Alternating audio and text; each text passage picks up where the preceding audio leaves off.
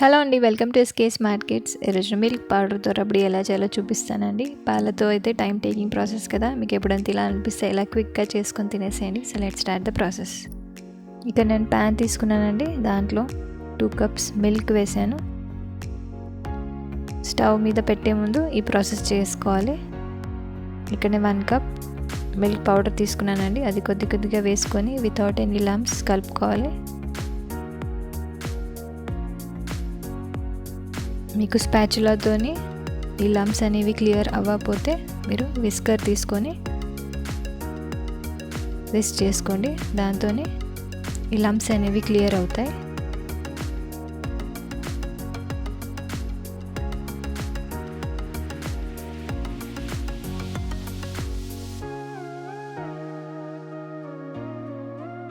ఇక్కడ నేను విస్కర్తో చేస్తున్నానండి. కొద్దిగా పౌడర్ వేసుకొని మిక్స్ చేసుకోండి.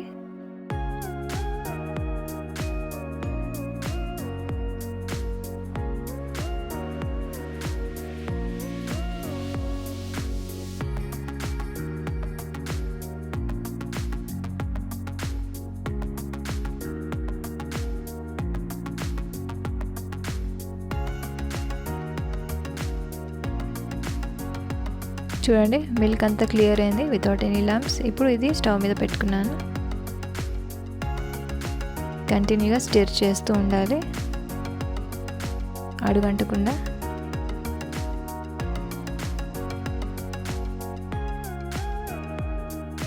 ఇక్కడ నేను గోరువెచ్చని పాలలో సాఫ్రాన్ సోక్ చేసుకుని పెట్టుకున్నానండి. ఇప్పుడు ఈ పాలలో వేసేద్దాం. దీంట్లో ఇలాచీ ఫ్లేవర్ ఏం వేయలేదండి, కేసరికి ఫ్లేవరే ఉండనిచ్చాను.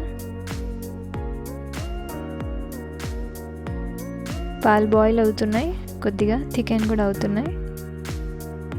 సైడ్స్కి మీగడ అంటితే అది స్క్రేప్ చేసుకొని పాలల్లో కలిపేసేయండి.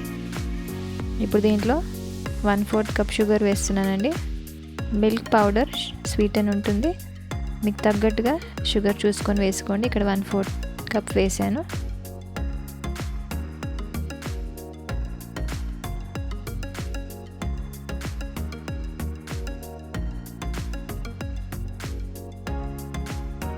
పాలు కూడా థిక్ అవుతున్నాయి, చూస్తున్నారు కదా.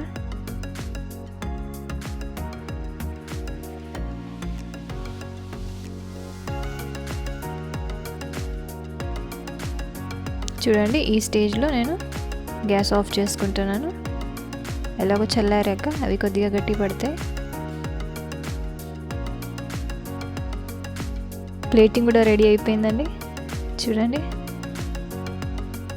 ఎంతో టేస్టీగా instant milk powder rabdi ready అయిపోయింది. ఇలా ఒకసారి తప్పక ట్రై చేయండి.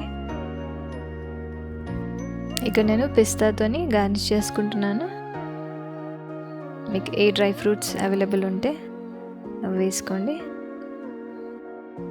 ఈ ఫెస్టివ్ సీజన్లో ఈ స్వీట్ ఒకసారి తప్పక ట్రై చేయండి. బయట కన్నా ఇంట్లో ఇలా ఇన్స్టెంట్గా హెల్తీగా చేసుకొని తినండి. పాల యొక్క థిక్నెస్ కూడా ఎంత బాగా వచ్చిందో. సో టేస్ట్ చేసి చూద్దాం.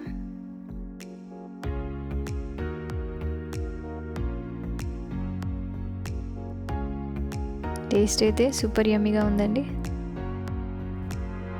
మీరు ఒకసారి తప్పక ట్రై చేయండి. నా వీడియో మీకు నచ్చినట్టయితే నా వీడియోకి లైక్ చేయండి and also subscribe. Thank you.